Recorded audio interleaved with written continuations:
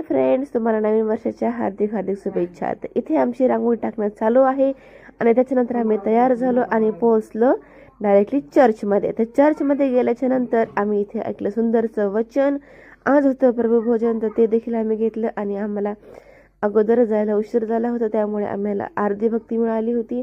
आणि त्यानंतर गीताचा कार्यक्रम वगैरे असतो, तर ते सुद्धा खूप सुंदर आणि छान आमचं झालं. त्यानंतर हे बघा, मम्मी आणि आई देखील बसलेले आहेत, दोघ्या जणी मस्त खुर्चीवर बसून वचन आम्ही ऐकले. शेवटी जाऊन सुद्धा आम्हाला चेअर मिळाल्या होतं, हे आमचं चांगलं लखच म्हणायचं.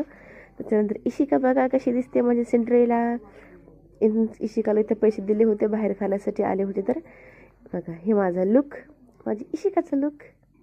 त्यानंतर आम्ही डायरेक्टली गेलो घरी. घरी गेल्याच्यानंतर आम्ही झालो फ्रेश आणि त्यानंतर आम्ही गेलो घरी. घरी गेल्याच्यानंतर आम्ही झालो फ्रेश आणि त्यानंतर आम्ही गेलो मोतीबागच्या गार्डनला फिरायला. हे जालन्यामधलं सगळ्यात फेमस गार्डन म्हणून ओळखलं जातं, परंतु इथं फेमस सांगण्यासारखं काहीच नाही आहे.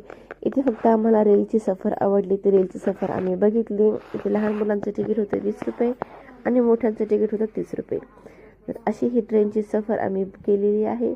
तर बघा तुम्ही देखील व्हिडिओ आणि एन्जॉय करा. व्हिडिओ आवडला असेल तर एक